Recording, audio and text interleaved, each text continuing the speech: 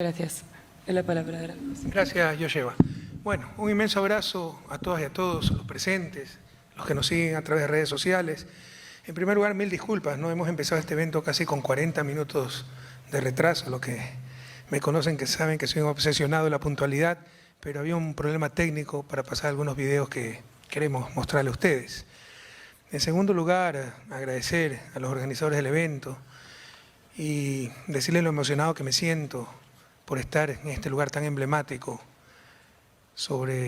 emblemático con respecto a las tragedias que ha vivido nuestra América, pero también al heroísmo de nuestra gente, a la esperanza, a que siempre hay un mañana, a que hay gente buena, que los buenos y el bien, la bondad, vencerá a esa maldad.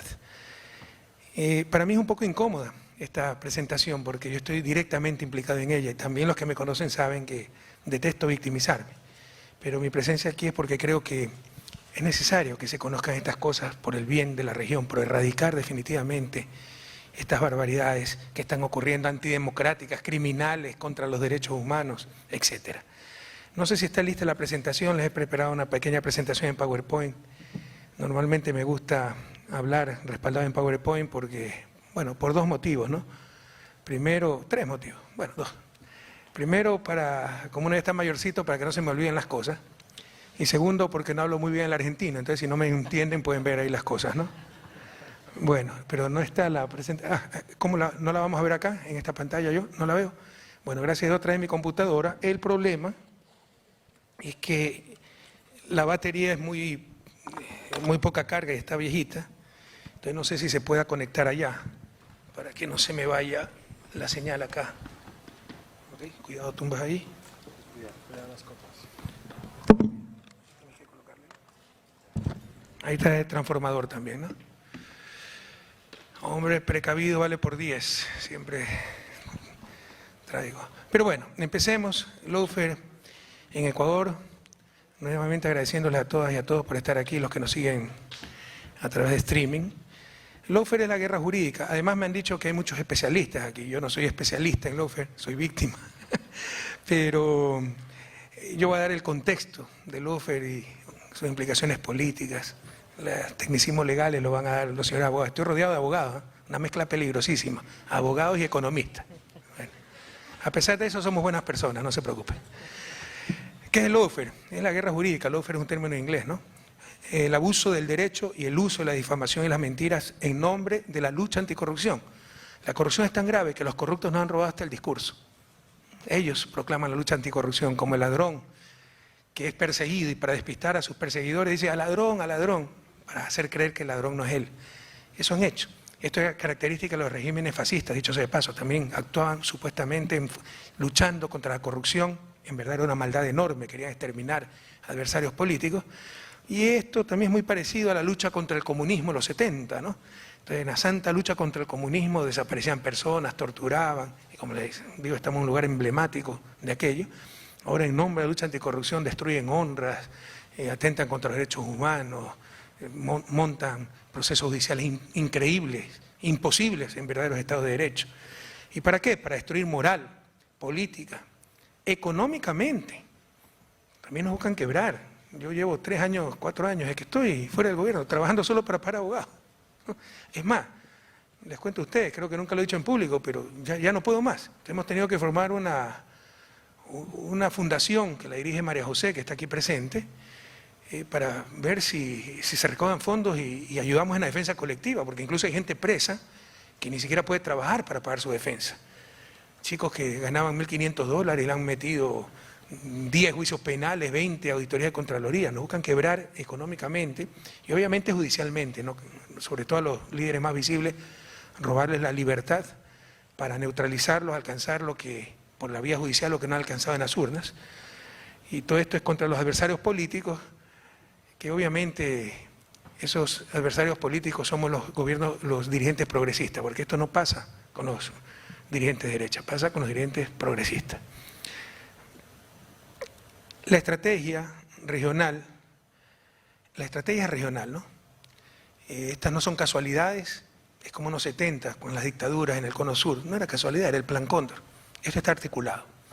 Y esto es fruto de años de estrategia, lo piensan muy bien, son muy pacientes, pero años de estrategia de infiltrar nuestros sistemas judiciales y obviamente de tener a los medios de comunicación de los respectivos países como instrumentos de persecución. Es una estrategia regional, no es casualidad que esto le pase a Cristina, que le pase a Lula, que le pase a Dilma, que le pase a Evo, que le pase a Rafael Correa, que le pase a mi vicepresidente Jorge Glass, que le pase a Fernando Lugo. Esto está coordinado. Y es eficaz. ¿Por qué? Porque, bueno, se han logrado neutralizar, están cambiando la historia, como veremos. No permanentemente, pero sí el costo es inmenso y sí hay algunos daños irreparables. Pero es eficaz con nuestros propios compañeros, porque en los 70, cuando un compañero desaparecía por sus ideas, era asesinado, torturado, una tragedia enorme. Y mi saludo a las familias de todos esos héroes anónimos, muchos de ellos de nuestra América. Mis saludos a esa gente que nos inspira en su lucha, como las madres de la Plaza de Mayo, las abuelas de la Plaza de Mayo, Adolfo Pérez Esquivel y tantos otros luchadores por la paz y por la justicia. Pero ahora la nueva estrategia atenta contra tu honra, tu reputación, te salpica de corrupción. Y muchas veces la propia izquierda, el propio progresismo se hace a un lado, ¿no? Ah, no, yo con eso no me mezclo. Y nos desmoralizan y nos inmovilizan. Eso fue muy fuerte al inicio. Después de 5 años que han contratado hasta empresas para buscar nuestros movimientos migratorios, financieros, y no han encontrado absolutamente nada, encontrarán, alguna gente vuelve, pero nunca debió pasar. Entonces es muy eficaz en ese sentido, ¿no? Siembra dudas y la gente no quiere mezclarse con eso, con la corrupción. Nos desmoraliza y nos inmoviliza. Y cuenta con 2 ejes fundamentales. No sé quién me está acompañando en la presentación y si están pasando las cosas. Ya. Un eje, sin esto no es posible el lawfare, el eje mediático. Y esto es un problema mayor en América Latina. No quiero desviar esta intervención, y Joseba dijo que iba a ser corta, ojalá pueda ser corta porque tengo tanto que decirle, pero esto no es un problema más en América Latina, es el problema. Con la prensa que tiene América Latina, que debe ser de las peores del mundo, una prensa que debería ser guardiana de la verdad y es la primera en robarnos la verdad. No tendremos democracia, no tendremos elecciones libres, solamente la verdad os hará libre. No tendremos desarrollo, sin verdad, sin información verídica. ¿Cómo tomaremos las adecuadas decisiones colectivas para superar su desarrollo? Entonces, esto es un problema tremendamente serio. Tenemos democracias no populares, mediatizadas. Son los que nos dan la información para votar, para sentenciar o liberar a gente que ni siquiera conocemos, en función de la información, entre comillas, que en verdad es mala información o abierta manipulación de ese poder sin contrapoder, que son los medios de comunicación. Entonces, el eje mediático, destruyen la honra, crean narrativas, algunas veces increíbles, ¿no? Pero el fanatismo es tal que en América Latina ciertos sectores creen cualquier cosa, y no solo eso, hay un fenómeno que siempre ha existido, es la inclinación natural del ser humano, pero hoy ha perdido todo límite y escrúpulo. No se busca confirmar si algo es verdad, se busca reafirmar odios y se cree cualquier cosa que dice cierta prensa. Y por si acaso, nosotros tenemos más amigos que enemigos, mucho más gente que nos quiere de la que nos odia. Lastimosamente, los pocos que nos odian son mucho más poderosos, porque son los poderes que 200 años no han tenido en su desarrollo contra los que luchamos. Poder mediático, poder económico y tanto otro poder. Entonces, un eje es el eje mediático, ¿no? Destrucción de la reputación, crear narrativas que aparenten ser verdad, no importa que no lo sean, pero que aparenten ser verdad, la llamada posverdad. Y el otro eje es el eje judicial. Fiscales, jueces, abiertamente corruptos, cobardes o cooptados, llenos de odio por fundamentalismo ideológico, con lo cual no deberían ser jueces. Los jueces en la antigüedad eran los sabios, ¿no? Esa gente no podría ser juez, una mala persona no debería ser juez, ese cargo tan sagrado en un Estado, en cualquier Estado, más un Estado democrático. Entonces estos jueces lo único que hacen es copiar ya los titulares de la prensa que sentenciaron en los titulares. Ya no se sentencia en los tribunales, sino en los titulares. Entonces, en esta estrategia de lawfare, se empieza primero con alguna acusación de mucho impacto y poco sustento. Se perdieron 70.000 millones de dólares, dijeron en Ecuador, en función de un informe del BID. Nadie se preocupó de averiguar si existía ese informe, nunca existió. 70.000 millones en economía con la ecuatoriana es una brutalidad. La economía ecuatoriana ahora es de 100.000 millones de dólares. Durante mis 10 años de gobierno pasó de 44.000 millones a 100.000, es decir, en promedio 70.000. Nos robamos todo un Producto Interno Bruto. Eso es imposible. 2 veces la masa monetaria. Pero, y por supuesto, mientras más buscan, la plata que encuentran es la de ellos, no la de nosotros. Miren Pandora Paper, por ejemplo. Ya, si no fuera tan trágico, fuera hasta cómico, ¿no? Entonces crean una cuestión de mucho impacto y poco sustento. Luego y hacen indignar a la gente, ¿no? Se han robado 70.000 millones de dólares en función de un informe del BID, que nadie lo muestra, pero lo repiten una y otra vez. Técnica de Goebbels. Perdón. Luego viene un bombardeo mediático que aniquila el apoyo que pudiera tener la víctima escogida, ¿no? No, este es un ladrón, y el que lo apoya es cómplice, y si es funcionario público lo votamos, y si retuitea un tuit de Correa lo votamos, y le ponemos auditoría de Contraloría y le sacamos un informe con indicios de responsabilidad penal, y antes de que se entere le allanamos la casa, le ponemos prisión preventiva. Es durísimo. Y finalmente, el ser culpable o inocente será un detalle irrelevante para jueces presionados política y mediáticamente, que ya no buscan condenar por razones, sino razones para condenar, porque la sentencia condenatoria fue establecida por los medios y la opinión pública, entre comillas, que en verdad es la opinión de ellos, la opinión publicada.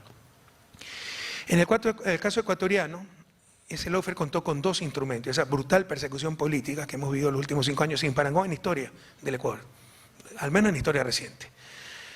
2 instrumentos principales. Contraloría, se apoderaron de la Contraloría, y explicaré más adelante cómo, y ese tipo solo estaba ahí para perseguirnos. La condición de cualquier funcionario de control de alto nivel en Ecuador es que odia a Correa, porque se apoderaron del Estado por medio de una consulta popular mañosa, a la cual me referiré más adelante.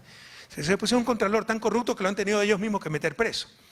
Pero mientras tanto, destrozó vidas, honras, familias, centenas. Hay proyectos como la Universidad de Yache que tiene 94 informes de Contraloría, 94. Imagínense, se pone encargado de Yache, un joven. O sea, tiene que vender casa, carro, todo para defenderse. Y al final gana, pero ¿quién le devuelve la vida? ¿Quién le devuelve el dinero perdido? Y muchos de estos con indicios de responsabilidad penal. Les pongo un ejemplo, el campo Singue. Es un campo petrolero que dicen que se entregó mal entregado. Es una barbaridad, es mentira, ¿no? Les cuento, ya vamos entrando entonces en ejemplos concretos que ilustran mucho. Nosotros establecimos los contratos de prestación de servicios. Es decir, se paga una tarifa a la empresa petrolera y el resto es nuestro. Se le paga 30 y si el precio del barril de petróleo está a $200, el resto es nuestro. Esto es muy importante, porque antes teníamos contratos de participación y eran ellos los que nos pagaban a nosotros una tarifa, al dueño de los recursos, al dueño del recurso. Se disparó el precio del petróleo y nos iban pagando 5 o 6 dólares por barril. Entonces cambiamos la modalidad. Este es un campo marginal, de alto costo, pequeño, de alto costo de extracción. Entonces la empresa propuso 34 dólares. El equipo negociador nuestro, liderado por el vicepresidente, propuso 32 dólares. Es negociación, llegaron a 33 dólares. Bueno, les metieron juicio penal porque perjudicaron al Estado porque debió ser 32 dólares nuestra propuesta. O sea, debimos mantenerlo en 32 dólares. Y ese dólar que le estamos pagando de más a la empresa son 5 millones de dólares más para la empresa, especulado. Y como una empresa que perdió, denunció el concurso, después lo ganó. Es la empresa que ganó, pero al inicio, como estaba perdiendo, denunció el concurso y mandó una carta a la presidencia. Ustedes saben cuántas centenas de cartas llegan diariamente a la presidencia. Me involucró con responsabilidad penal a mí el contralor por la carta que me enviaron a la presidencia. Parece mentira. Le voy a presentar documentos contundentes, no en este caso, porque es difícil de creer, pero es verdad. Y se le contestó que eso llega a secretaría, al archivo de la presidencia, archivo documental, que no lo habló el presidente y cómo se le había dirigido esa carta al ministro de Hidrocarburos. No, Correa con responsabilidad penal porque le enviaron una carta por una adjudicación supuestamente irregular de un campo que, créanme, hasta que apareció el escándalo ni siquiera lo había escuchado nombrar. Entonces, esa ha sido la Contraloría del Estado, ¿no? Un instrumento de persecución brutal en nombre de la lucha contra la corrupción. Han prostituido esa lucha contra la corrupción. Los corruptos nos han robado ese discurso de lucha anticorrupción. Discurso en su caso totalmente cínico, vacío, porque lo que es en realidad es instrumento de persecución, porque los corruptos siempre han sido ellos. Y el otro instrumento, la Fiscalía del Estado. Una mujer incompetente, corrupta, vinculada a la Embajada de Estados Unidos, veremos más adelante algunas cosas de eso, que también es terrible, ¿no? Además es ignorante, realmente es neófita en cuestiones penales. Yo no soy experto en derecho penal, pero hay cosas muy elementales, ¿no? que se entienden y no se cumplen en su caso. Y bueno, esta mujer, ella defiende que el primer recurso es la prisión preventiva, no el último recurso, ¿no? Totalmente contrario al derecho interamericano, a todos los principios de derechos humanos. Primer recurso, no es el último recurso. Y a diestra y siniestra, prisiones preventivas, obviamente contra nuestra gente, no contra los del gobierno, a los cuales ni siquiera les inicia investigaciones. Por ejemplo, el caso Ininvestment es que está implicado Lenín Moreno, quien la puso en el cargo, y allanamientos. Ustedes saben lo que es que la llenen la casa a uno delante de sus hijos, delante de sus padres ancianos. Son cosas extremadamente duras, ¿no? Entonces la persecución ha tenido estos dos ejes. Contraloría, que no es solo penal, también administrativo y civil. Glosas, centenas de millones de glosas, centenas de millones. Yo personalmente, ¿cuánto de tener en glosas, Fausto? Ya perdí la cuenta, más de 70 millones de dólares, ¿no? Bueno, el lawfare no solo destruye vidas y personas, también nos roba la democracia y cambia al menos temporalmente la historia. ¿Por qué? Entendamos esto. Ya sería suficiente que un hombre inocente esté en la cárcel. Si un hombre inocente está en la cárcel, debe temblar el mundo. Ya sería suficiente, pero además nos están robando hasta la democracia. Cuando metieron preso a Lula, no solo le robaron la libertad a Lula, le robaron la democracia a Brasil. Entendamos eso. Porque si Lula hubiera podido ser candidato y por eso lo metieron preso, Bolsonaro jamás hubiese sido presidente. El presidente de los Estados Federados de Brasil se llamaría Ignacio Lula da Silva. Cuando a mí me sacan en el juicio más veloz de la historia del país y el juicio más ridículo también de la historia del país, un día antes se ejecuta la sentencia por influjo psíquico, aunque no lo crean, instigación a través de influjo psíquico. Un día antes de la inscripción de las candidaturas, 18 de septiembre, yo ya tenía una prisión preventiva por haber roto la medida cautelar, sabiendo que vivía en Bruselas un juez, el equivalente al Bonadío de Argentina, ¿no? Que en paz descanse, ¿no? Si puede descansar en paz. Pero la jueza Camacho, a la que le caen todos nuestros cargos, en nuestro caso, sabiendo que vivía en Bruselas, que me podía presentar al consulado, en un juicio ridículo de soborno en que me implicaron, ya lo vamos a ver también, dijo que me tenía que presentar cada 15 días en Quito. Entre otras cosas, mi hija había tenido un grave accidente, estaba convaleciendo con nosotros, me era imposible, pero además era mi derecho poder presentarme en el consulado, residía en Bélgica. Apelamos la decisión, tenía que presentarme el 2 de julio del 2018, si la memoria no me falla. Nos puso la audiencia para el 3 de julio, para ya actuar frente a hechos consumados.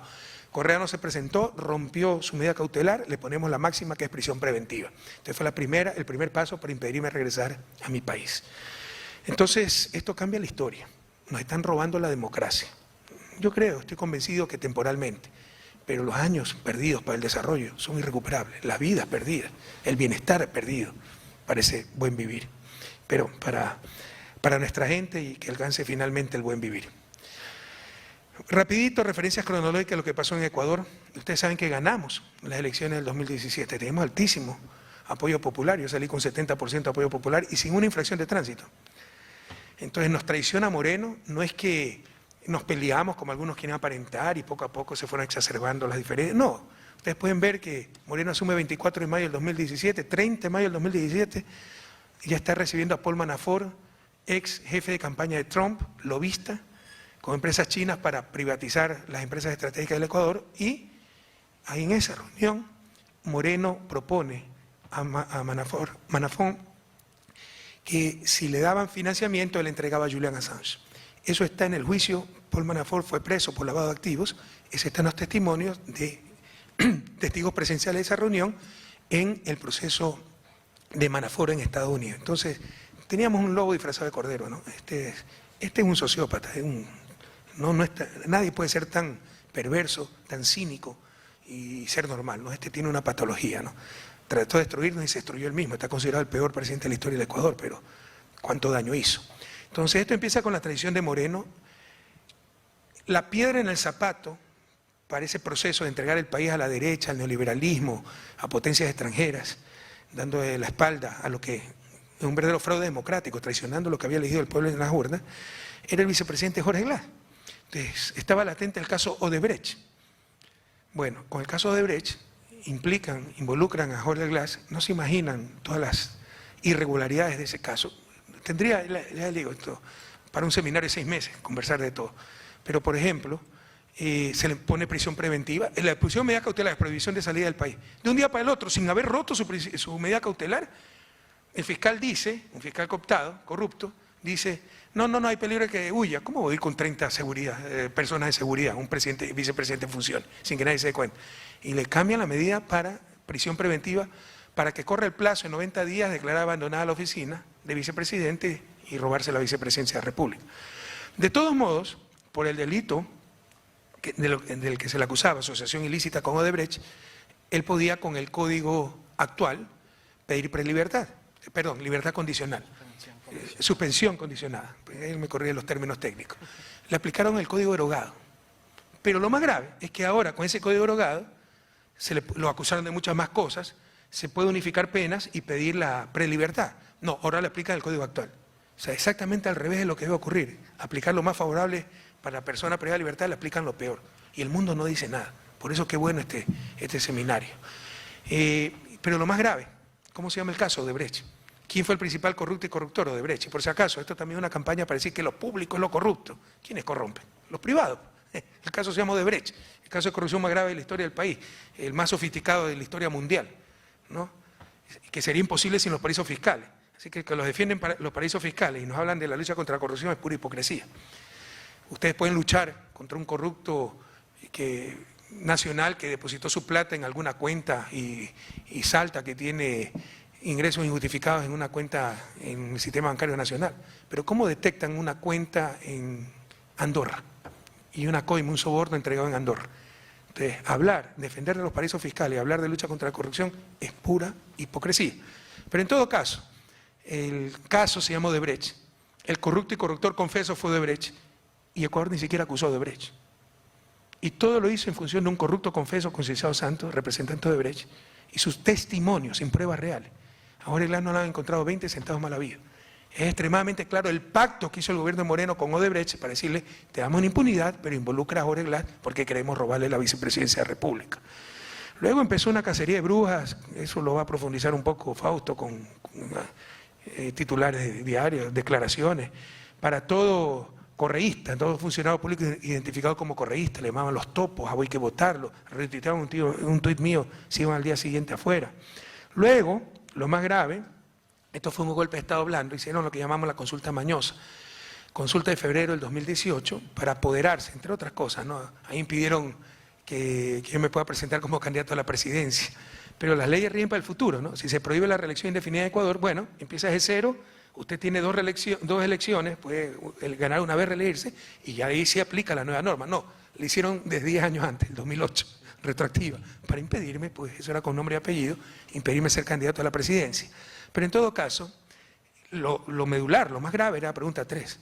Se apoderaban de un consejo de participación cuyos miembros se elegían por mérito, concurso de mérito nacional, que tenía como función la elección de autoridad de control, para separar esa elección del órgano más politizado de un país, de una democracia, que es el Parlamento. Entonces el fiscal, si se lo elegía en el Congreso, como era antes de mi gobierno, ya llegaba recontra condicionado, te apoyamos, pero mis alcaldes los protegen, ¿no? Pero protege a los míos. Para evitar ese conflicto de intereses, hicimos este consejo, en función de méritos, pero que además ni siquiera dirige directamente los concursos. Se hace una comisión ciudadana con veeduría para hacer el concurso de fiscal, contralor, etcétera. Todo eso destruyeron. Con esa consulta mañosa, diciendo que eran correístas todos los miembros del Consejo de Participación, que me apoderaba del Estado, propusieron un consejo transitorio. Dije con 3 ternas nombradas por el presidente. Pero si eran ternas todas del presidente, ¿para qué presenta ternas? Pues mande uno solo. O sea, de los 21 nombres, son 7 miembros del Consejo de Participación, 21 nombres todos del presidente. ¿Para qué no nombra directamente los 7? Es más sencillo. Pura parafernalia, para ocultar el golpe de Estado que estaban dando. Bueno, este Consejo de Participación habrá destituido ilegalmente, brutalmente, nombrado reemplazos, no decía eso en la consulta mañosa, y nombrado con concursos totalmente corruptos, funcionarios definitivos, más o menos unas 150 autoridades de control. Así se apoderaron de cortes, de Consejo de Judicatura, Fiscalía, Contraloría, Procuraduría, Consejo Nacional Electoral, Tribunal Contencioso Electoral, todas las autoridades de alto nivel del Estado ecuatoriano, e incluso la Corte Constitucional, que de acuerdo con nuestra Constitución no puede ser destituida, la destituyeron.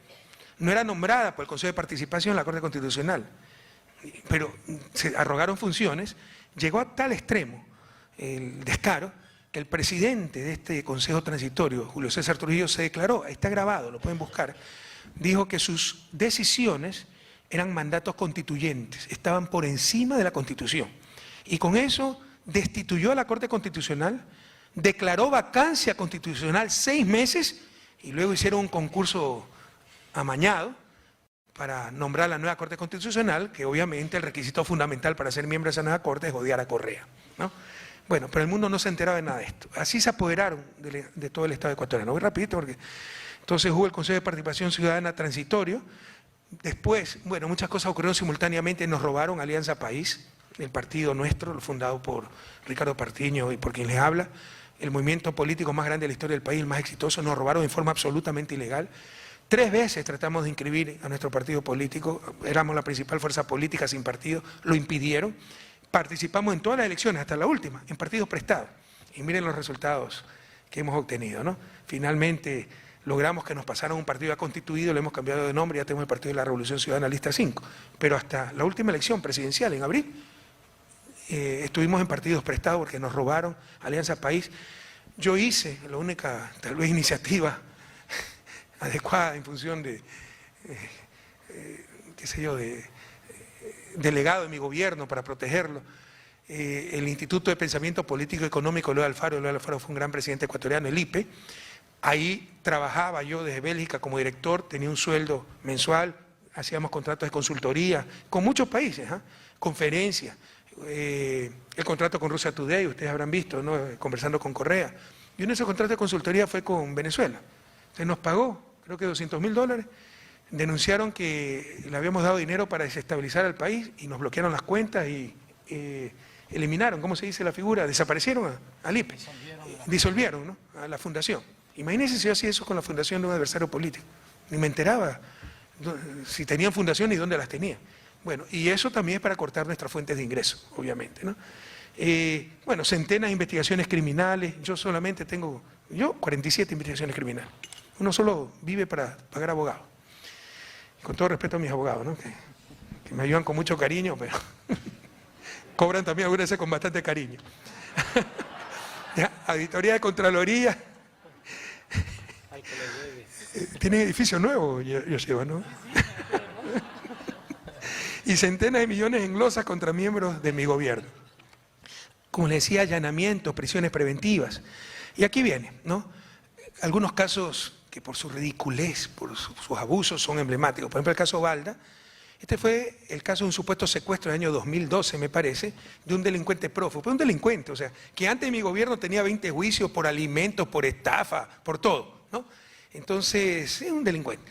Entonces, se lo había enjuiciado por calumniador, no era yo el que lo había enjuiciado.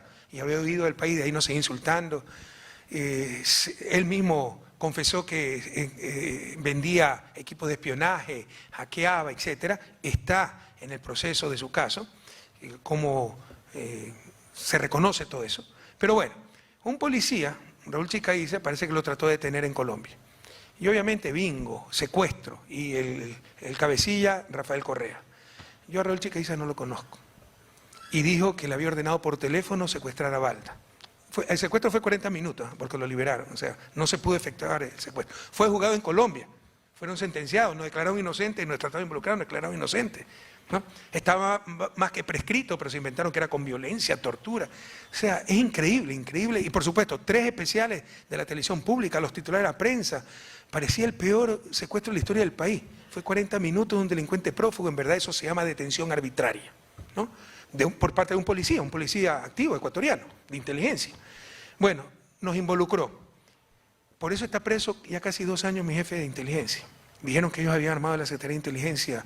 Miren lo que dice, no sé si se puede pasar el video de Chicaiza. Policía al que no conozco, con el cual nunca en mi vida he hablado. Pero escuchemos lo que dice, a ver, perdón.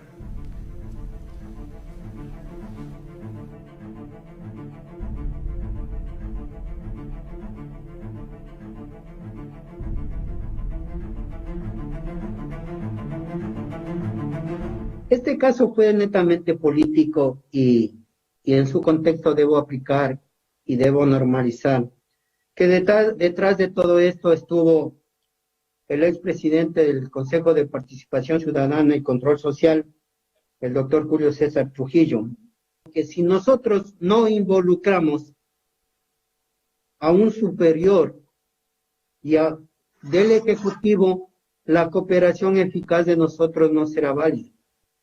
Wambra, tú tienes que hacer esto, si no te vas 9 años. Es así que por varias ocasiones nos sacaban de los centros de rehabilitación social clandestinamente con el fin de presionar que se involucre el economista Rafael Correa. La oferta de Fiscalía y a través del SPAD de darnos una nueva identidad y salida del país, reinserción laboral y económica, inclusive cargos públicos para nuestros familiares, que se me usó a través de Santiago Cuesta ante el Ministerio del Interior y la presión oficial del expresidente del Consejo de Participación Ciudadana, lo que les ha convenido para hacer daño a Romero, hacerle daño a Correa y seguir haciendo daño más. Esta es la confesión del principal testigo del caso Balda, que a la vez era acusado, el policía que hizo la detención arbitraria, diciendo que lo sacaron de la cárcel, lo cual supimos, lo denunciamos, no nos hicieron caso. Absolutamente ilegal. Sin presencia de mi abogado, lo sacaban de la cárcel, lo llevaban sin juez, sin nada, lo llevaban donde el presidente del Consejo Participatorio, un tipo nefasto, ya se murió, otro que ojalá pueda descansar en paz, Julio César Trujillo, con el fiscal y presidente amenazándolo: si no acusas a Correa te metemos 9 años preso. Santiago Cuesta, el asesor presidencial que nombra, tenemos los videos, pero ya le digo, me puedo demorar 6 meses aquí, donde su abogado español, Enrique Santiago, recibe a Santiago Cuesta, quien le dice: mira, si Pablo Romero acusa a Correa en el caso Balda, va a encontrar trabajo, lo ayudamos, etc. Si no, lo sepultamos con juicios penales. Y efectivamente, lo han sepultado con juicios penales porque Pablo Romero, un tipo honrado y digno, dijo: yo no voy a mentir, no voy a prestarme para esto. Pablo Romero es el que nombra ahí, Romero, ¿no? Esto lo dice Chica Isa cuando le fallan en todos los ofrecimientos, siente en peligro su vida y huye precisamente a Argentina. Lo dice de Argentina, de la seguridad de Argentina, de estar en Argentina, y confiesa cómo lo sacaron de la cárcel, amenazaron con 9 años de prisión, a no ser de que nos involucrara en ese caso. Pese a esto, la prensa ecuatoriana no publicó absolutamente nada. ¿Se imaginan un testimonio así, siendo yo presidente y que esté en la cárcel un adversario político? Si hubiera sido presidenta Cristina, hubiera dado la vuelta al mundo. Con nosotros ni siquiera publican la noticia. Y sigue preso. Los jueces enseguida, si tienen hambre, justicia, el propio fiscal. Bueno, este caso ya se derrumbó, por favor revísenlo inmediatamente. No, que siga preso, pudriéndose en la cárcel, con tal de hacerle daño a Correa. Y yo sigo con la orden de prisión preventiva por este caso. Y el caso Sobornos, ¿no?, que es el más emblemático y será en el que profundice más adelante, el caso emblemático Sobornos. ¿Cómo empezó? Supuestamente se descubrieron unos archivos y le llamaron Odebrecht puso presidente, porque dijeron que Odebrecht nos había dado plata para mi campaña presidencial del 2013. Se le olvidó que el supuesto aporte de Odebrecht había sido a final del 2013 y había ganado la presidencia a inicio del 2013. Entonces le cambian el nombre y le ponen caso Soborno. Esto es muy interesante, porque contrataban hasta con un community manager. Esto es un caso de marketing judicial, ¿no? Sacaban videos durante la audiencia sobre cómo iba la audiencia, incluso en la investigación previa, que es confidencial, pero con voz en off, toda dramática, con música tétrica de fondo, la dinastía. O sea, para decir que había sido un caso increíble e irrefutable, ¿no? Hay que estudiar eso. Primera vez en mi vida que veo un caso de marketing judicial, cómo promocionar un caso judicial. Entonces empezó con el caso de Odebrecht puso presidente, se le derrumbó eso, después se llamó Arroz Verde porque así se llamaban los archivos hackeados, pero para inducir a la gente a creer que ahí hubo un delito, empezaron a llamar casos Sobornos. Aquí están involucrados, no me corrigieron el error, me dijeron que lo habían corregido. Este es el mío ya, sí corrigieron el error, es aquí que yo no he corregido. 10 funcionarios públicos, ¿ya?, y 10 empresarios involucrados en una supuesta trama de corrupción, en una organización criminal para pedir sobornos. No existen sobornos. Ya les voy a explicar qué es lo que ha pasado. No existe. O sea, yo pudiera decir, yo no tengo, sí, tal vez hubo, pero yo no tengo nada que ver. No, no es verdad. Yo no es que busco aquí salvarme, defenderme. Defender también a mis compañeros y defender la verdad. No existen sobornos. No existe que se haya dado un dinero a cambio de contrato, una factura. Eso es soborno. Y cómo han manipulado todo. Les voy a explicar más adelante, pero por ejemplo, si una empresa hacía un subcentro de salud. Es normal, todos los gobiernos lo han hecho en todas partes del mundo. Contrata la tarima porque va el ministro a inaugurar. Bueno, esa tarima dijeron que era apoyo a campaña electoral porque es una tarima, soborno. Por último, si eso fuera cierto, cuando era la inauguración de su centro de salud que había hecho la empresa, si eso fuera cierto, es aporte ilegal de campaña, que es infracción electoral, no es penal en el país. No, pero tenían que distorsionarlo todo, ¿no? En todo caso, la organización criminal, ¿quiénes son? Mi ministro de Estado, mi secretario jurídico. Y era una organización criminal con empresarios. De los 10 empresarios, si yo conocía a 2, era mucho, ni siquiera los conocía. Pero la cabeza de esa organización criminal era el presidente Rafael Correa.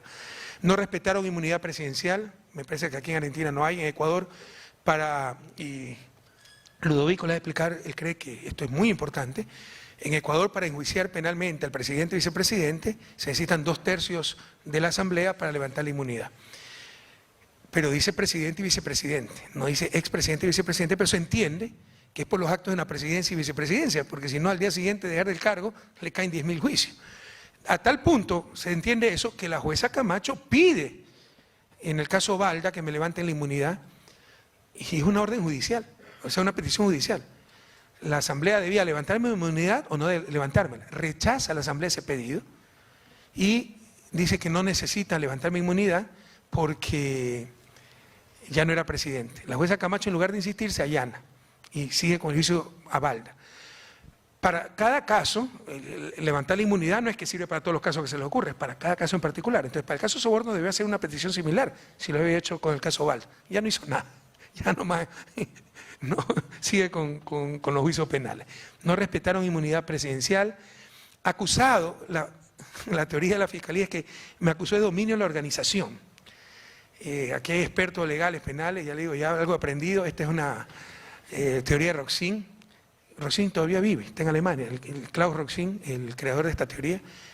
Localizamos al estudio, lo contactamos, le pedimos que nos haga un alegato, $13.000 nos costó ese alegato, pero todo era por mail, tú recibías los mails y todos nuestros mails están hackeados. Entonces parece que se enteraron de esto, que le destrozábamos por el propio fundador, creador de la teoría, su acusación de dominio de organización.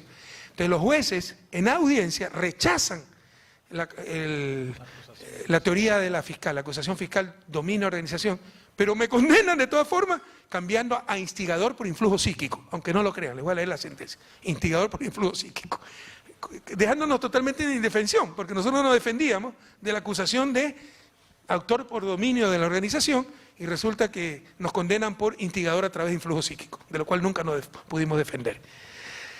Caso más rápido de la historia ecuatoriana y en plena pandemia, esto fue horroroso, descarado. 2000, hubo una resolución del Consejo de Judicatura, la máxima autoridad en el sistema judicial, suspendiendo todos los juicios civiles, administrativos, penales por la pandemia.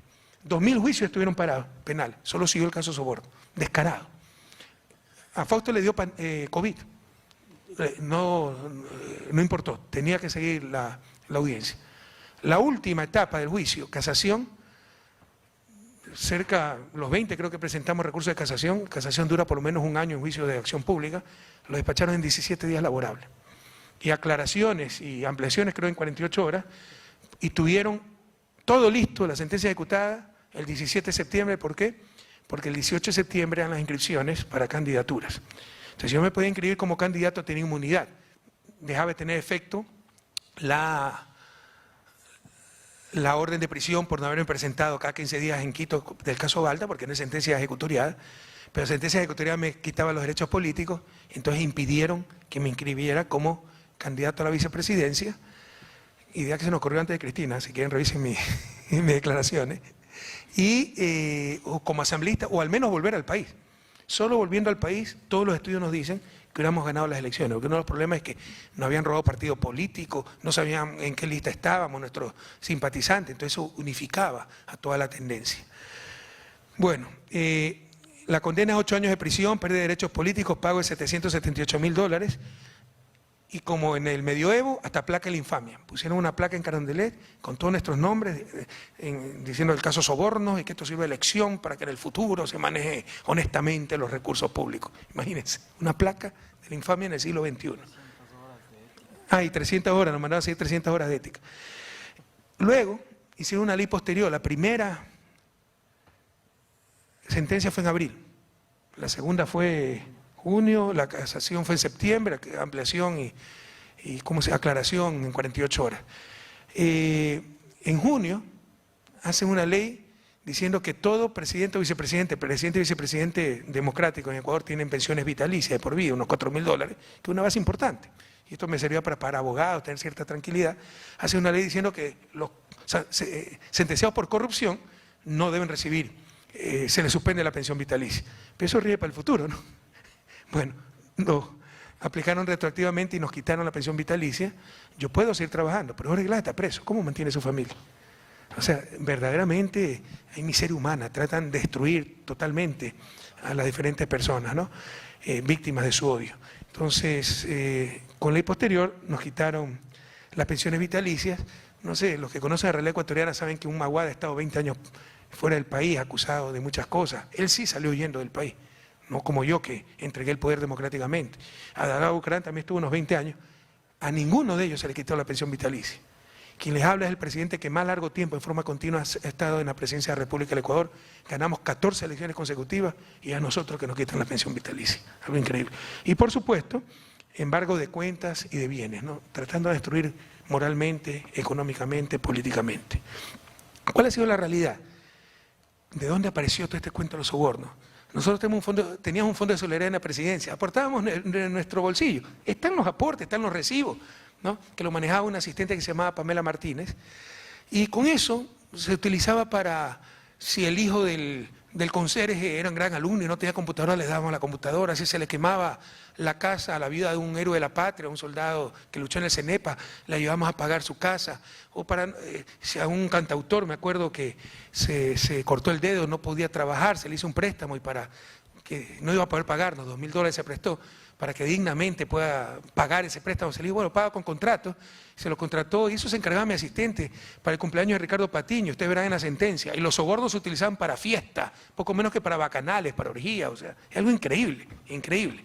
Entonces, una vez me sobregiré, y no fui yo, pregúntenle a Galo Mora, no sé si dio el testimonio de Galo Mora, él me sugirió, presidente, no una vez, estaba permanentemente sobregirado, me dice, presidente, ya no puede seguir sobregirado. Haz un préstamo al fondo y cubre el sobregiro y pagas poco a poco. Perfecto, me prestaron $6.000. Ya verán lo que hicieron con los $6.000, ¿no? Entonces, acuérdense, había un fondo de solidaridad de la presidencia como en oficina, que se hace una caja común, ¿no? Para emergencias, etc. Había los gastos normales de un movimiento político, lo que les decía, que se inauguraba el centro de salud y el que lo construyó ponía una tarima, ¿no? Bueno, les puedo dar más ejemplos. Sin embargo, revisando la factura, hay hasta movimientos de tierra que han metido ahí, ¿no? Es algo totalmente extraño. Esto en realidad es una construcción de los servicios de inteligencia en el gobierno de Moreno.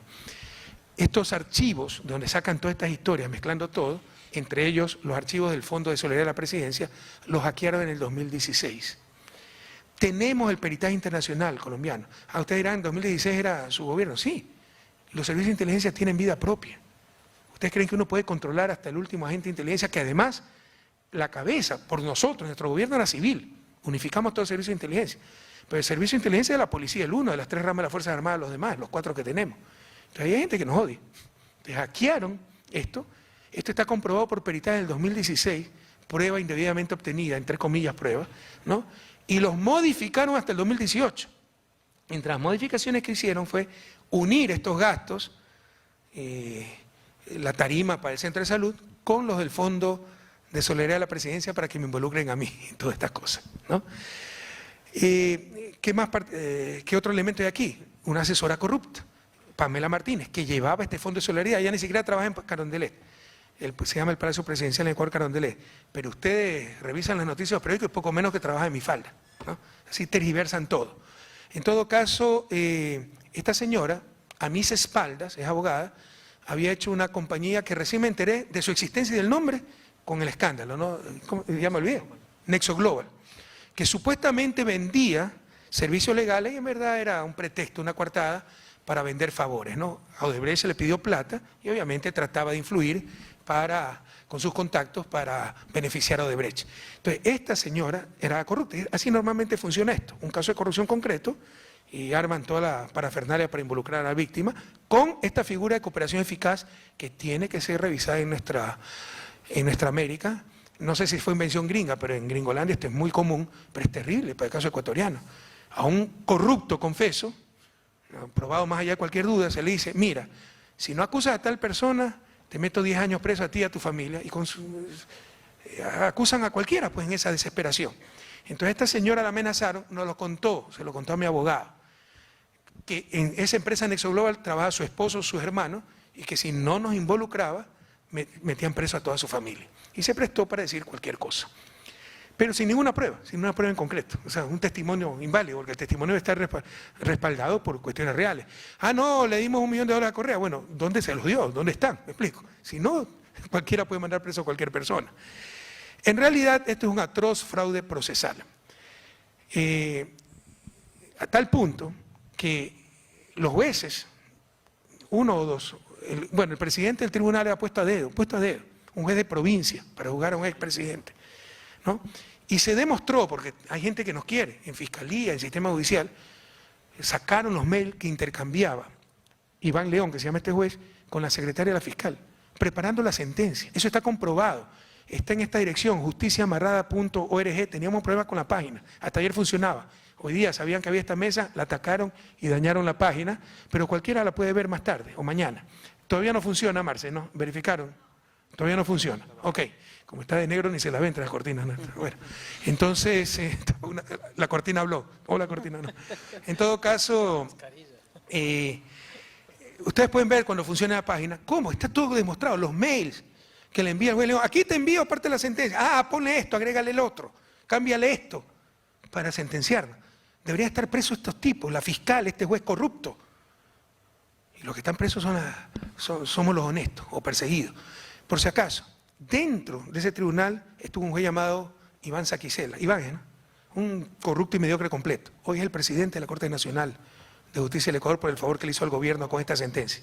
O sea, es algo escandaloso realmente. Y la degradación moral que existe en Ecuador, poniendo a los más ineptos, a los más corruptos con tal de que odien a Correa. E usaron incluso un trademark argentino, deben pedir derechos de autor ustedes, porque también se inventaron un cuaderno, el cuaderno falso de Pamela Martínez, donde supuestamente estaban anotadas todas las coimas que nos habían dado. Como ustedes verán en este cuaderno, ahí está la foto de adelante y la foto de atrás del cuaderno, sí, perdón, la foto de un cuaderno igual al de Pamela, esta es la parte posterior, pero en la parte posterior del cuaderno de Pamela le habían arrancado la mitad de la pasta. ¿Por qué? Porque ahí estaba el código de barras. Entonces se demostró, ella dijo que ese era el cuaderno donde registraba las coimas del 2012 al 2016, se demostró que ese cuaderno era del 2018. Entonces, ¿saben lo que dijo? Sí, la verdad es que lo hice en el 2018 en un viaje de Quito a Guayaquil, en un momento de inspiración, eso lo dijo. Bueno, el vuelo de Quito a Guayaquil demora 30 minutos, el cuaderno tiene 38 páginas, habla en presente, ¿ya? O sea, es un fraude judicial por los 8 costados, pero no pasa nada, no pasa nada. Creo que Fausto le va a mostrar más gráficos del cuaderno, ¿no? Entonces, y por si acaso, Pamela Martínez, cuando no le cumplieron lo que le ofrecieron, le iban a condenar a 3 años, se reunió, buscó a Fausto y dijo, si me ayudan a encontrar asilo, miren si pueden encontrar asilo en Argentina, bueno, podemos ver qué se puede hacer. Yo le derrumbo el caso, porque ese cuaderno, ahí nos contó todo, ese cuaderno ya lo hice yo cuando ya estaba presa, porque me lo pidió, fue Diana Salazar a verme, estaba en una cárcel especial, en una casa, no en una cárcel común, verme y dijo que necesitaban ese cuaderno porque no tenían pruebas suficientes. Cuando ustedes ven el allanamiento en que se encuentra este cuaderno de chiste, ¿no? En 2 horas preparan todo el allanamiento. Solo en mandar la comunicación a la policía, en una ciudad tan grande como Quito se demoran las 2 horas. No, y van directamente y lo encuentran atrás de una chimenea. Y dicen, utilizando la llave, el esposo abrió las puertas. ¿Quién tiene puertas de adentro, llaves de adentro? Estaba con él, pues. ¿Cómo? ¿Quién acompaña el allanamiento? Estaba de afuera acompañando el marido de Pamela Martínez el supuesto allanamiento, ¿no? Todo eso está verificado. Pero en todo caso, hasta cuadernos, ¿no? Tienen que pedir derechos de autor de Argentina, ¿no? Dieron el mal ejemplo, ¿no? Pero ya hay esa contradicción. Del 2012 al 2016 hizo el cuaderno anotando las coimas. Se le demuestra que el 2018, no, fue un viaje de Guayaquil a Quito a finales del 2018 en un momento de inspiración. 38 páginas de cuaderno. Es ridículo, ¿verdad? Pero eso. Y para los que no me creyeron, ¿ya? Sobre la sentencia,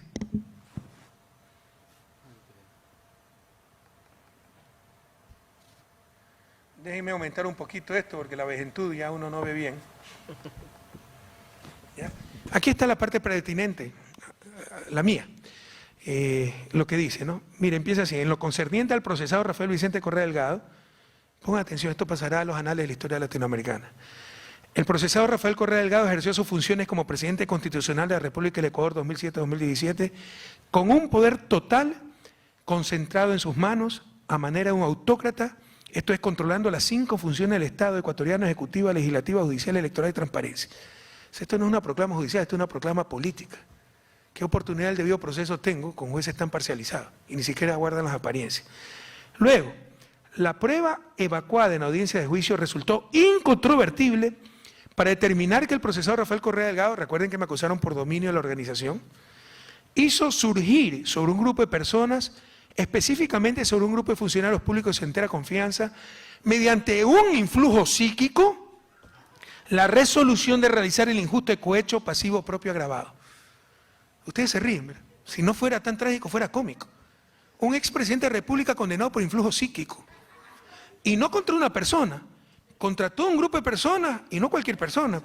Ministro, secretario jurídico, experto en derecho constitucional. ¿Ya? Con eso hasta el Papa Francisco pues lo acusó de algo, ¿no? No, él estuvo en el Vaticano y por medio de influjo psíquico manejó la organización criminal en Argentina. Es algo increíble, increíble. Bueno, en esta línea de abordaje, etcétera, etcétera, vamos a la parte más... es que esto sí es importante, no es subrayado, pero es importante. Para que vean la mediocridad de la sentencia, además de la maldad, en esta línea de abordaje también resulta importante reafirmar que la estructura de corrupción era tan bien planificada que la recepción de dinero ilícito era reportada a los procesados Rafael Correa Delgado y Jorge Glass Espinel, mi vicepresidente, quienes dirigían el sistema de contratación pública en el Ecuador. Pueden revisar cuando quieran. El presidente y vicepresidente no dirigen el sistema de contratación pública del Ecuador, no tiene nada que ver con el sistema de contratación pública. Es un instituto que hace las contrataciones públicas. O sea, estas son las deficiencias de la sentencia. Estas son las pruebas para condenarnos. Luego, por lo demás, este tribunal de primer nivel estima indispensable referirse al menos a 4 premisas ciertas y probadas. Ustedes dicen, ya se fregó Correa, ya están las pruebas contundentes. De especial trascendencia, que abonan aún más al grado de participación que tuvo el procesado Rafael Correa Delgado. Esto es como instigador, como forma de autoría mediata, por el principio de legalidad, artículo 22.2 del COIP, del delito de cohecho pasivo propio agravado. Y son las siguientes, las 4 pruebas. La primerita, que el procesado Rafael Correa Delgado exigió la entrega de dinero ilícito para sí mismo, fruto de los sobornos. Tan es así que en franco ejercicio de su liderazgo dentro del entarimado de corrupción recibió el depósito, ustedes dicen $1 millón, $2 millones, de $6.000, fue el préstamo que hice cuando estaba sobregirado. ¿Y dónde lo deposité? En Pandora Paper, en Dakota del Sur, en Isla Caimán, en su cuenta personal. ¿Ya? Soy el corrupto más estúpido de la historia del mundo. ¿Ah? Que la mantenía en el Banco del Pacífico. El Banco del Pacífico es un banco estatal, es del Estado. ¿Ya? Y por si acaso, tengo los comprobantes que pagué hasta el último centavo, tengo los recibos, todo eso se presentó. ¿Ya? Y por si acaso, le metieron un juicio penal a mi secretaria, no me acuerdo cómo se llama, François, ¿por qué está? Por cohecho también, ya no por recibir, sino por pagar el préstamo que me hicieron. Le tiene juicio penal. Una pobre secretaria que ganaría $1.200 mensuales, y se le tiene que ir toda su plata en defenderse. Lo cual se develó no solo a partir de la univocidad, frontalidad y afinidad de los testimonios. Me olvidé una cosa, Pamela Martínez también nos dijo, como para descargar su culpa, que a lo que sí se opuso fue a que le sembraran los archivos en su computadora. Eso se prestó su asistente, esta señora Laura Terán. Me acordé porque vi el nombre de Laura Terán, a quien no conozco, ¿ya? Porque eso fue otra cosa chistosa, ¿no? Cómo descubren los supuestos archivos con un allanamiento a la presidencia y logran la computadora de Laura Terán. Pero Laura Terán había salido 5 años antes de la presidencia. O sea, nadie utilizó, nunca se reformateó esa computadora, nadie lo utilizó. Fueron sembrados los activos, los archivos, todo eso está aprobado con el peritaje, pero no aceptaron como prueba. En todo caso, esto fue, los $6.000 de cohecho que he recibido fueron ratificados por Pamela Martínez, Laura Terán, y por sino que también fue corroborado con los testimonios remitidos por Cristian Paredes, Eduardo Sánchez, oficial del Banco del Pacífico, el Banco del Estado. Bueno, ¿qué era lo B? La segunda prueba gravísima, que el procesado Rafael Correa, por intermedio de los procesados, Jorge Glass Espinel y Pamela Martínez Loaiza, exigió dinero indebido a la empresa Odebrecht. Yo nunca me reuní con Odebrecht, no los conozco. Los expulsé del país en el 2008, cuando nos pagaron hasta el último centavo por una hidroeléctrica mal hecha, y se comprometieron, pagaron hasta lucro cesante, se les permitió regresar al país. Lula me retiró hasta el embajador cuando expulsé a Odebrecht, ¿no? Porque no quería reconocer que había construido mal la hidroeléctrica de San Francisco. Como me caía mal, nunca los recibí, nunca me reuní con ellos, ¿no? Pero resulta que yo les he pedido plata a Odebrecht, lo que se acreditó con el testimonio anticipado de Joao Santos Filo, superintendente de dicha empresa. Pero Joao Santos Filo, en el juicio de Odebrecht, dice exactamente lo contrario, que no me conoce y que nunca le dijeron que yo pedía dinero ni nada. Y acá, en cambio, dice, no, Jorge Glass me pedía dinero en nombre de Rafael Correa, y con ese testimonio dice que me dijeron, es prueba para estos jueces, ¿no? Por supuesto, pues, a Joao Concensao Filo, el corrupto de Odebrecht, al cual no lo habían acusado en el caso de Odebrecht, le dijeron, o te ratificas e involucras a Correa, ahora sí te acusamos. Es claro, ¿ya? C, que el procesado Rafael Correa Delgado, a través de los procesados Jorge Glass Espinel, Walter Solís, mi ministro de Vivienda, María Duarte, Obras Públicas, Benicio Alvarado, ministro secretario de la Presidencia, solicitado $1 millón al procesado Pedro Verduga. Yo no conozco a Pedro Verduga. Y ya falleció también este señor. Quien fungía como presidente de la empresa. Pero esta es la mejor muestra de que no ha habido soborno, porque esto no se concretó. Y para que haya soborno, decir, se pidió $1 millón a cambio de tal contrato. Y el que lo pide debe ser el que tiene capacidad para dar esos contratos. Nada de eso está aprobado. Dijo Pedro Verduga que le pidieron $1 millón, que además no lo dio. ¿No? Entonces, y como dicen que dice que le pidieron en nombre de Correa, entonces Correa es el culpable. Y D, este es muy importante, que dentro del entablado de corruptela, el procesado Rafael Correa Delgado tenía sus propios códigos, SP, RCD, RC y A1, con el objetivo de celar su identidad. ¿Saben lo que era esto? En esos archivos del Fondo de Seguridad nuestro, eso sí, yo lo autorizaba, la computadora para el hijo del albañil, etcétera, y lo manejaba Pamela Martínez, esa cuenta. Entonces decía autorizado por el señor presidente CP, y de ahí dicen los códigos para los sobornos. Bueno, esta es la realidad, compañeros, lo que hemos tenido que enfrentar. Hemos profundizado en este caso porque creo que es bastante ilustrativo. Pero algunos de ustedes, y los que nos siguen por stream, van a decir, no, Correa, esto es demasiado ridículo, esto no es verdad, ¿no? Esta seguramente no es la sentencia y te inventaste una sentencia tú mismo para victimizarse. Así que acabemos con un cierre, ¿cómo se dice el cierre? Me olvido un poco el castellano, cierre de oro, ¿cómo se dice? Broche de oro. Broche de oro, ¿no? Con broche de oro. Veamos de la propia fiscal general del Estado su defensa de la sentencia del caso soborno.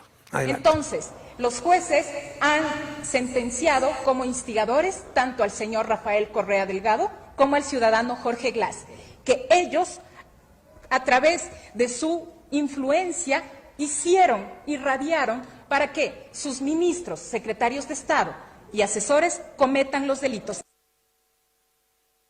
Creo que sobran las palabras. Muchísimas gracias a todas y a todos.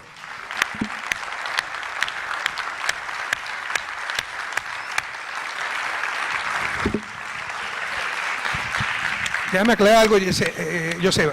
No es que me acerco a Joseba, es que ese es mi karma. Siempre me ponen las patas de la mesa donde me tengo que sentar y toda la conferencia me he estado golpeando las rodillas, así que disculpen.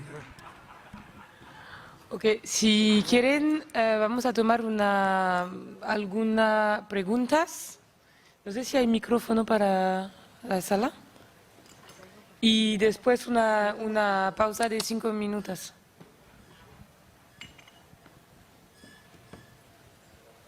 No sé, ¿hay micrófono para...?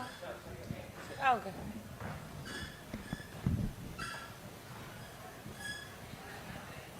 Hola.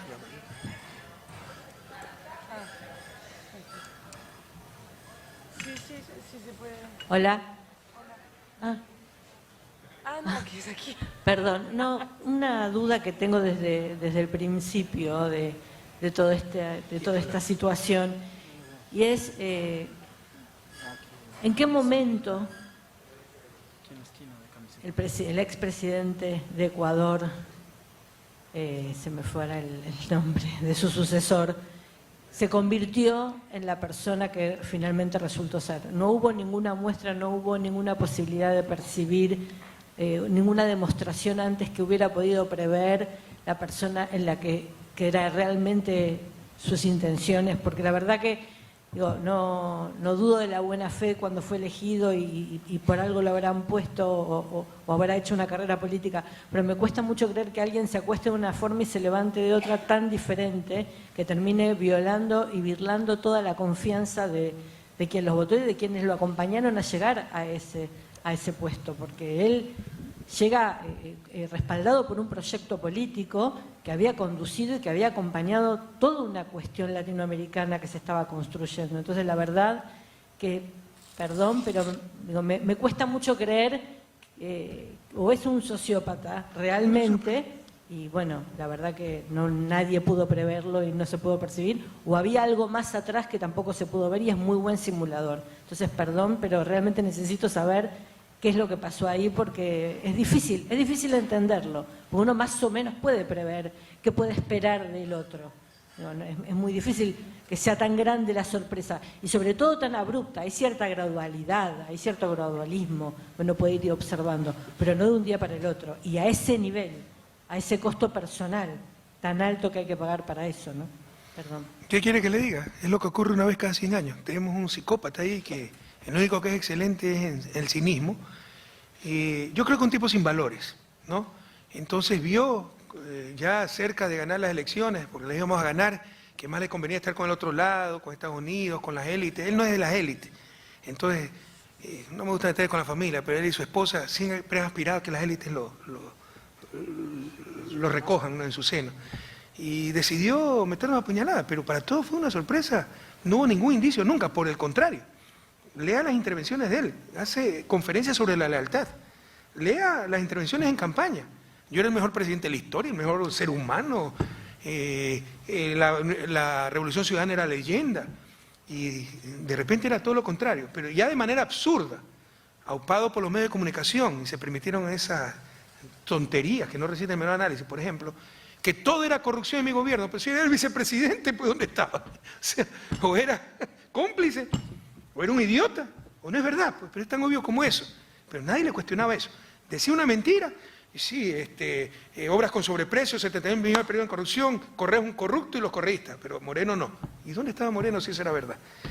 En el juicio a Balda contratan expertos, por si acaso los expertos eran tan objetivos que en redes nos insultaban, ¿ya?, que declararon que al igual que el Cono Sur teníamos una policía política. ¿Usted cree que el vicepresidente de la República, y el caso Balda fue en el 2012, cuando era vicepresidente Lenín Moreno, ¿usted cree que el vicepresidente de la República no se va a dar cuenta que existe una policía política? Pero vendieron esa idea, lo publicaron. O sea, es algo de loco realmente, ¿no? Y el caso de Lenín Moreno, su cambio drástico, o sea, este tipo es enfermo, no es normal. Alguien normal no puede ser tan inconsecuente y no puede ser tan cínico. Sinceramente lo digo. Yo creo que soy una persona objetiva, ¿no? Yo no necesito hundir a mis adversarios, ¿no? Eso es ser mediocre. Yo he tenido adversarios muy feroces que no voy a decir que son corruptos ni tontos, porque no lo son. Pero cuando veo un corrupto y un tonto sí lo voy a decir. Y eso es uno de los problemas. Eso no es bueno políticamente, pero prefiero ser auténtico. Entonces, en este caso, créame que este tipo es un enfermo. Nació para hacer daño. Tiene el corazón dañado. Y destruyendo se destruyó. Pero no le importó. No le importó destruir al país, destruir a sus compañeros, a los que lo apoyaron para llegar al poder, ¿no? No le importó destruirse por eso. Para él su satisfacción era hacer daño. Es una enfermedad lo que tiene. Bueno, buenas tardes. Acá arriba. Primero, bueno, quiero agradecer la visita de Rafael acá en la Argentina. Creo que es fundamental que podamos tener el testimonio de lo que pasó en Ecuador para comprender la matriz tal vez geopolítica que tiene esta estructura o esta mecánica que conocemos como lawfare. La pregunta va dirigida tal vez en lo que es a escala latinoamericana y en el bloque tal vez nacional, popular y latinoamericano. ¿Cuál es la estrategia o si existe alguna estrategia en los líderes latinoamericanos? Porque entiendo que hay una unificación de procesos en lo que fue en Argentina con la compañera Cristina Fernández de Kirchner, Lula da Silva, Dilma en Brasil, Evo Morales en Bolivia. ¿Existe una unificación en cuanto a, digamos, salir a denunciar esto en foros internacionales? ¿Existe una estrategia latinoamericana de los líderes políticos populares en la denuncia, en lo que es este mecanismo de lawfare? Gracias. Se está articulando. Esto ha sido un proceso. Hace 2 años nadie sabía lo que significaba lawfare y todavía mucha gente no lo sabe. Entonces todos estos seminarios ayudan a eso. El caso Lula ha dado gran trascendencia a esta nueva estrategia del lawfare. Pero, por ejemplo, Ecuador es un país absolutamente marginal. A nivel latinoamericano y a nivel mundial no se conoce lo que ha pasado en Ecuador. Y Lula para mí es un referente, un queridísimo amigo y un latinoamericano inmenso, pero incluso en el caso ecuatoriano fueron mucho más lejos. Por ejemplo, Lula puede recuperar su libertad y se desbaratan todos los juicios porque no pudieron cambiar a todos los miembros de la Corte Nacional y quedó gente decente en la Corte Nacional brasileña. En Ecuador se tomaron todo.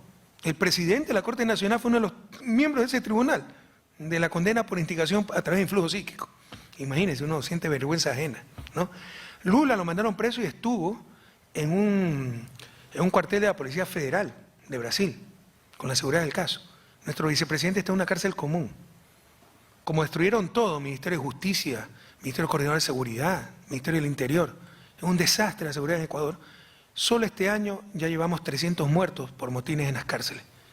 Ahí está el vicepresidente Jorge Glass. La última vez, parece mentira, parece que estamos haciendo una telenovela, es verdad. Se golpeó en el hombro cuando estaba evacuando porque se resbaló en un charco de sangre. Su vida corre peligro a diario. Entonces, el caso ecuatoriano, tal vez ha ido mucho más lejos el lawfare que en el resto de la región, pero no se conoce, con todo respeto a la persecución. Cristina es una heroína, se han metido con su familia, pero hay donde recurrir algunas veces. En Ecuador no hay dónde. Claro, la brutalidad del caso boliviano, les quemaban las casas, etcétera. Pero sí, si seguía el caso colombiano, el boliviano era peor que el ecuatoriano. Pero acá lo han hecho más sutilmente, ¿no?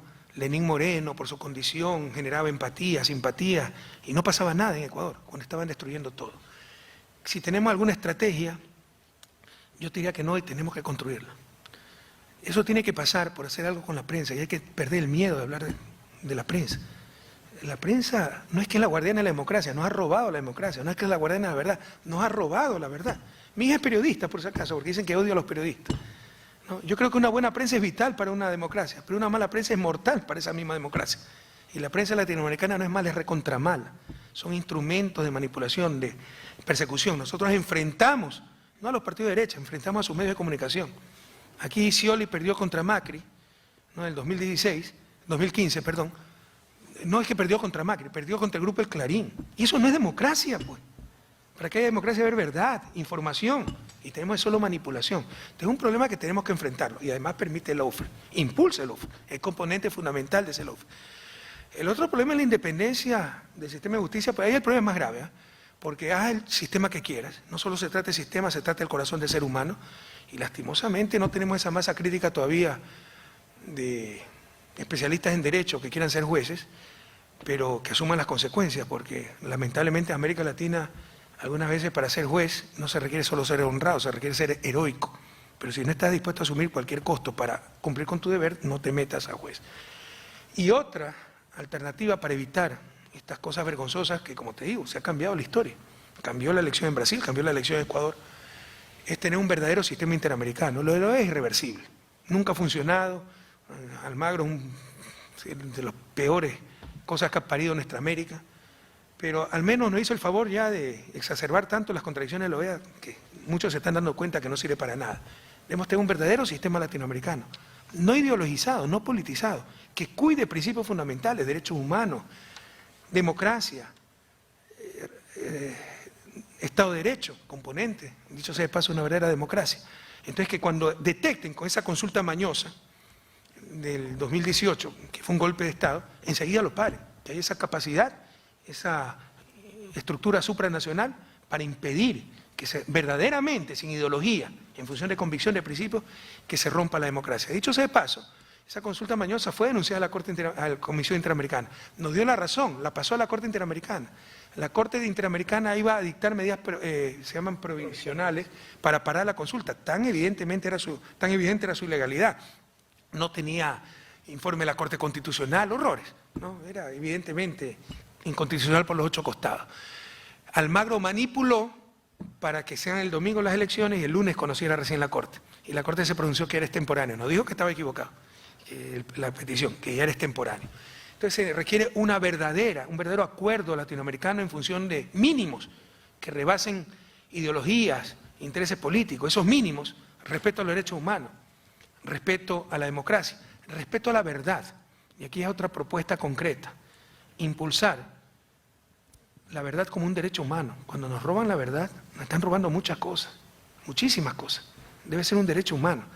Hay que reformar, por ejemplo, esa Carta de Derechos Humanos de Naciones Unidas de 1948, anacrónica, que tiene incluso cosas muy cuestionables, pone a la propiedad intelectual como derecho humano, cuando es muy cuestionable la propiedad intelectual como derecho en general y peor como derecho humano.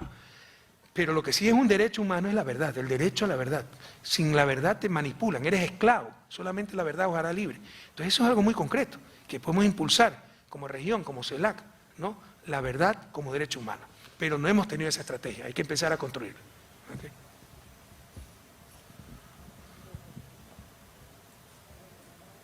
Hola, expresidente.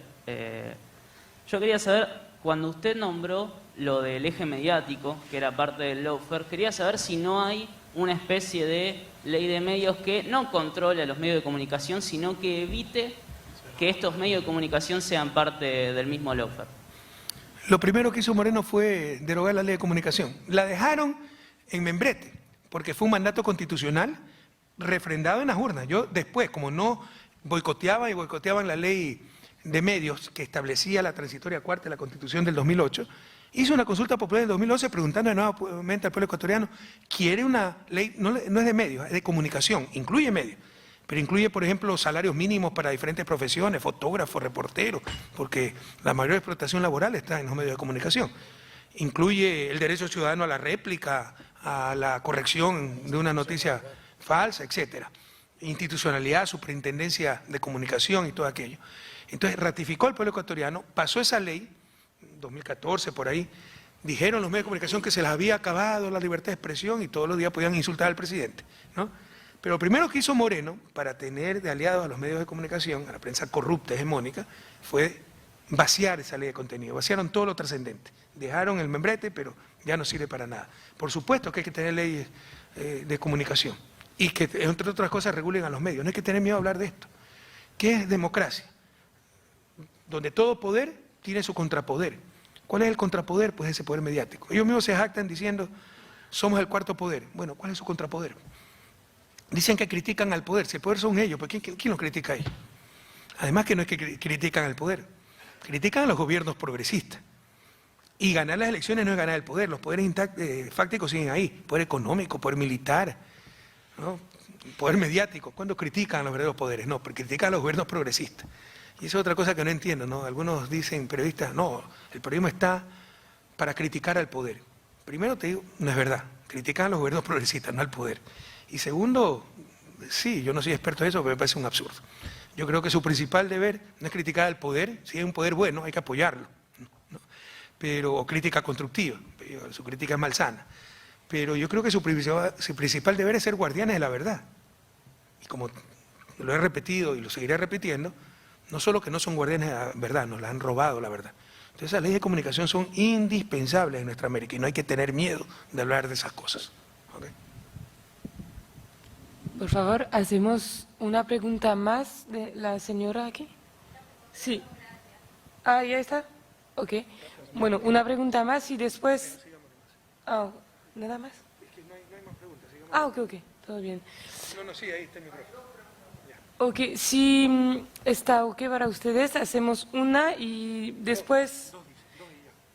Pero después de las ponencias de Fausto y de Ludovico, tenemos también un espacio de preguntas, así que podemos avanzar un poco porque la hora ya está avanzada. ¿Está bien?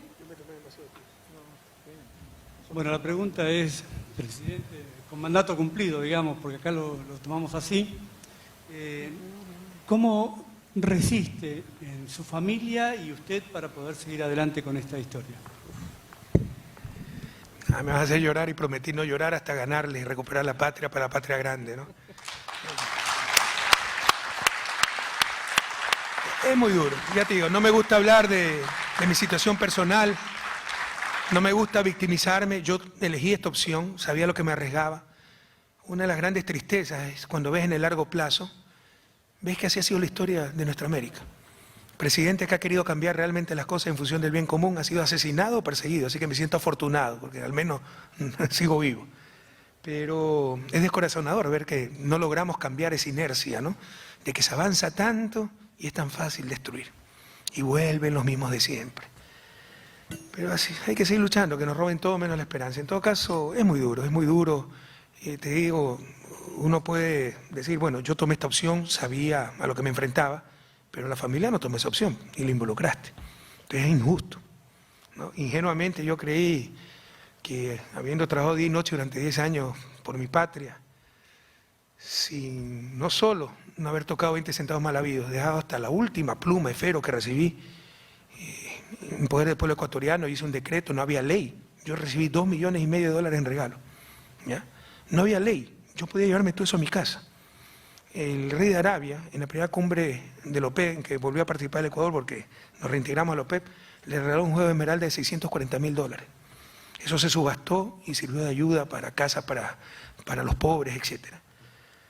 Pero no había ley, nos podíamos llevar eso y arreglaba mi problema económico de por vida y de mis 2 futuras generaciones.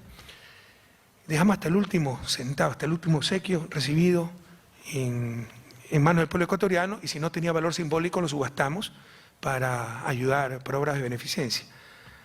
Ni siquiera vivía en el palacio, no le costaba al Estado ecuatoriano.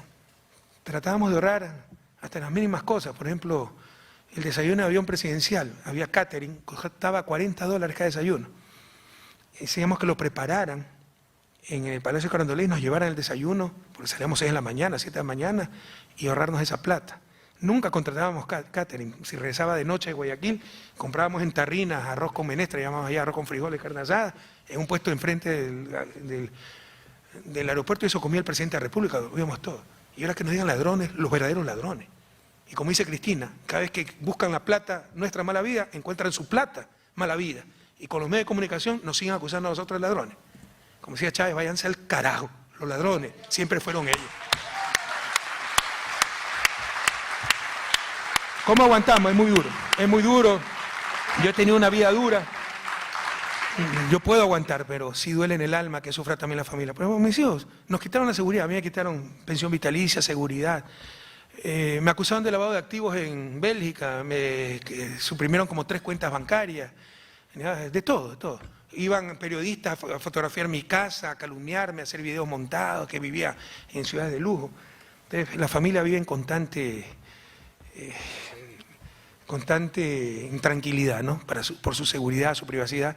Y mis hijos son ecuatorianos, les hubiera encantado regresar a Ecuador. Mi casa la tuve que alquilar, vaciar todas las cosas, ¿no?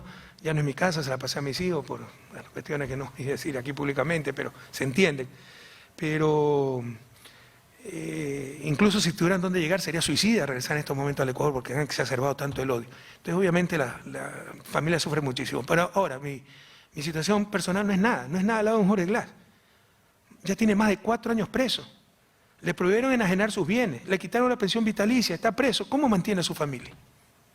Y le siguen cargando juicio. Y da la CIDH medidas cautelares a Jorge Glass, no las cumplen.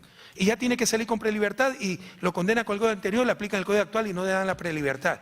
Y cuando un juez honesto quiere hacer algo, y eso me olvidé en el caso Soborno, ¿no? En casación habían jueces honestos que nos querían dar la razón. Filtraron la sentencia que estaban preparando y le sacaron las fotos donde vivían. En segunda instancia a un juez allanaron la casa de su padre, le mandaban drones, patrulleros para amedrentarlo.